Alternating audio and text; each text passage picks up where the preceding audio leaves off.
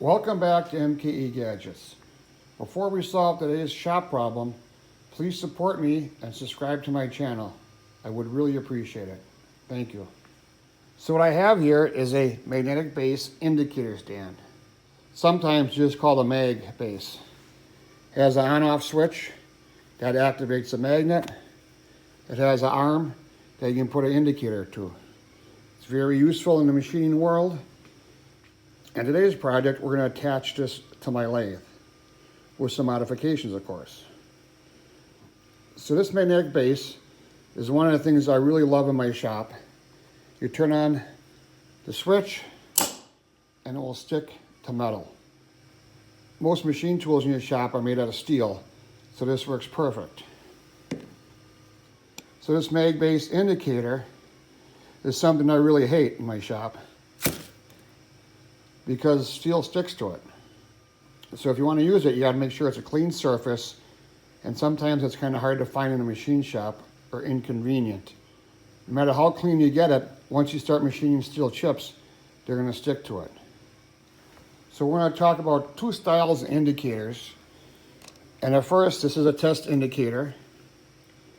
And you can see in there, each line is a half a thousandths, or as a machiner calls it, 5/10, 0.0005. This is a dial indicator. Each line is 1/1000. So 3 lines would be the thickness of a human hair or a piece of paper. Has a plunger, and that travels 1 inch. Now to hook this indicator up, you loosen the thumb screw and you slide it in and you tighten it down, and now you're ready to indicate. This base has a fine adjustment here. For today's project, that's very important. Now the test indicator has 2 dovetails and a stem for holding it. This holder has a corresponding dovetail, and you slide it in there.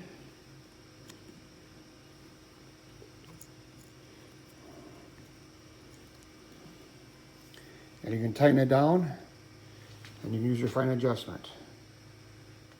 When you go to buy your indicator holder, make sure a couple things. One, it has this thumb screw here for fine adjusting, and make sure your indicators can attach to it, either with this round hole or the dovetail. Let's go over to the lathe and see how this works out. So here we are at my Craftsman lathe, and I had to clean out the chip pan down here in order to put the magnetic base in there. So it's right away, it's not so convenient because first you got to clean before you start doing anything, which is not a bad thing, but you still got to be done. Now if I want to use the indicator on my carriage, if I want to measure the distance I'm turning on my lathe, I come over with my indicator. So I use my fine adjustment screw and bring it up to 0. So now when I'm turning, I can count my revolutions here. Each revolution is 100,000ths. I got a total of 1 inch. I can turn a diameter lengthwise on the lathe. But one of the things here, it's kind of close to the handles, and it's kind of in the way. I don't like the setup. It's easy to get bumped. And what happens if I want to move it on the air side of the carriage? What happens if I want to move it onto the tailstock to measure the depth of a drill? I have to take the mag base off, put it down there, clean off the chips, and it's kind of inconvenient. I thought I liked the indicator. I love the fine adjustment. I like how the arm works. You don't need any tools to adjust this. You can just pose it anywhere you want. And it stays there pretty good. If the carriage is real far away, the indicator arm doesn't reach, so now I got to move the magnet again. And I've been thinking about this problem for a while, and recently my friend Mike came over and gave me a couple aluminum bars. And I thought, oh, hey, I got something going on here. What happens if I clamp that down to the ways of the lathe. I can remove the MIG base, which is kind of the biggest problem here anyways. I could drill and tap a hole and mount it here. And now this can be positioned anywhere you want along the ways. I could put it in the other side of the carriage, and I also could put it easily by the tailstock. So that's what today's project is about. It's about modifying this piece so it sits in here with a clamp and tightens this down. These threads here are metric, 8 times 1 1/4 millimeters. First thing I gotta do is cut off this existing hole and drill a couple holes. For right now, this length doesn't matter. I'm gonna keep those holes in there.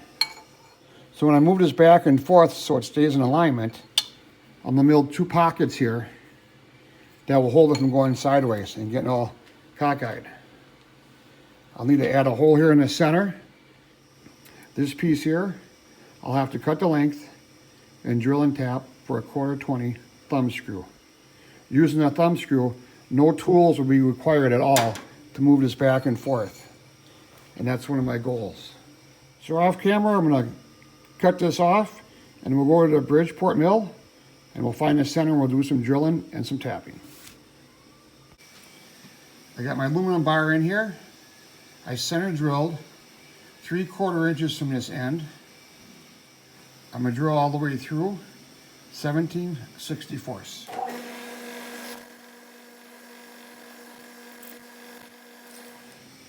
I'm gonna tap at 8.125 millimeters.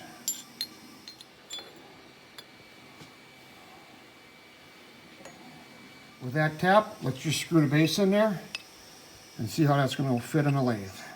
Now I just gotta decide how far this should stick out. I have a lot of room, and I think that's gonna work right there. So I'm just gonna mark it and take it back to the mill. Here's my layout line from the lathe. And I'm gonna drop this down a few thousandths of an inch just to do a test cut. If I make a mistake, it's easier to just machine the whole thing flat again. The rail on the lathe is 1.5 inches wide. So this is a 3/4 inch cutter. I'll do a 2/1000ths pass here. I'll move it over and we'll do another one.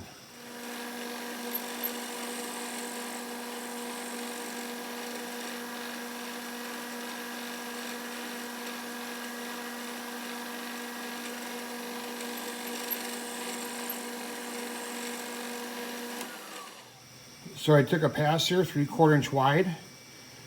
I moved over 3/4, and now I'm going to measure that. It's 1.5 inches. Let's go over the lathe and see if this fits. A quick check on the lathe, it seems really close. I'm going to drop this down in the Z a couple more thousandths.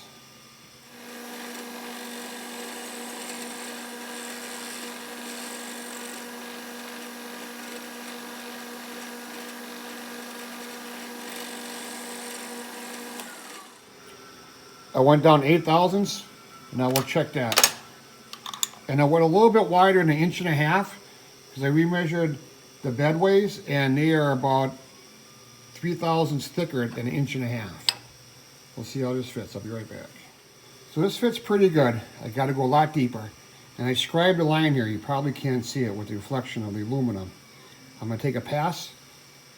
I'm going to take a little cut here and then go try it on the lathe again.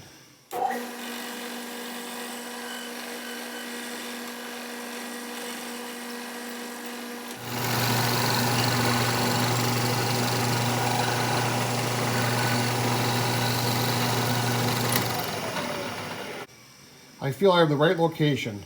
Right now my cuts are 10 thousandths deep. I'm gonna go 25 thousandths deep and then check it one more time.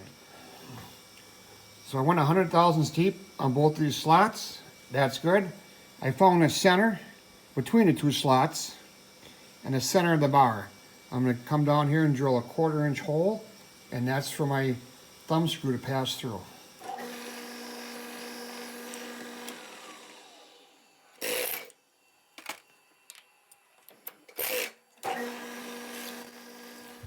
With that 1/4 inch hole drilled, now I just gotta make a clamping bar, And this piece has got a lot of silicone on it. It's a little beat up. It doesn't matter. You're never going to see it. Off camera, I'll cut it to length. I'll find the center of it, and I'll drill a 1/4 hole. Okay, I got it all installed. And how do you use this? Well, I touch off the edge of my part.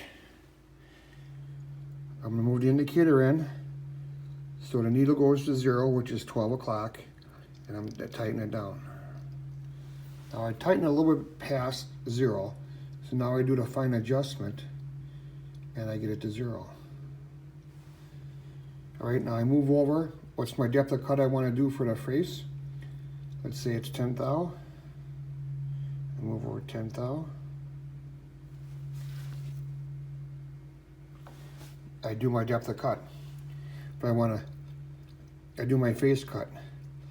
If I want to do an air 10, 20, I just keep moving it in. Now, if you have a part in the chuck and you want to check it for run out, this is really nice. You can use the same indicator. You come over here, you tighten it up. You zero it out to 0. See, 0 is about 12 o'clock.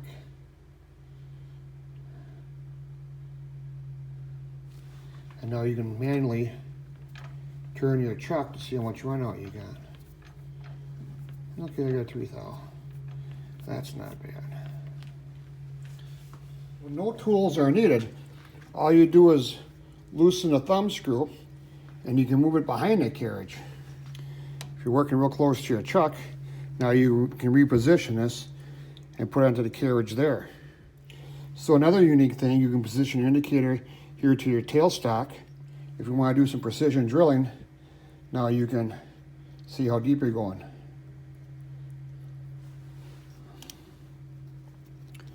Like I said, the whole thing comes off, no tools needed. You just loosen up this thumb screw.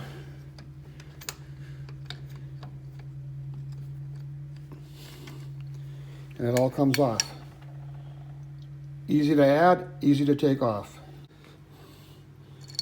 So here's a close-up. It's really quite simple. 2 bars, a wing bolt with a nut and a washer that clamps under the ways. You can see the 2 notches I put in there, 100 thousandths deep, and that slides really nice in the ways so it doesn't get cockeyed. And on my indicator here, I got this big round plunger so you get a lot of surface area because those castings on that lathe are kind of rounded. Don't forget, if you do this, get the fine adjustment here. As always, I like to engine turn it. Kind of cleans up any scratches and smudge marks on it. Kind of gives it that 60s British sports car dashboard look. And the best of all, no magnet. It's not in your way. It can be put on and taken off with one hand and no tools. Easy to keep clean. It's aluminum construction. It's not going to rust. I think that turned out pretty good. This is MKE Gadgets. Thank you for viewing today's video. I hope you enjoyed it. Please share it with your friends. Please support me and subscribe to my channel. Thanks. We'll see you tomorrow.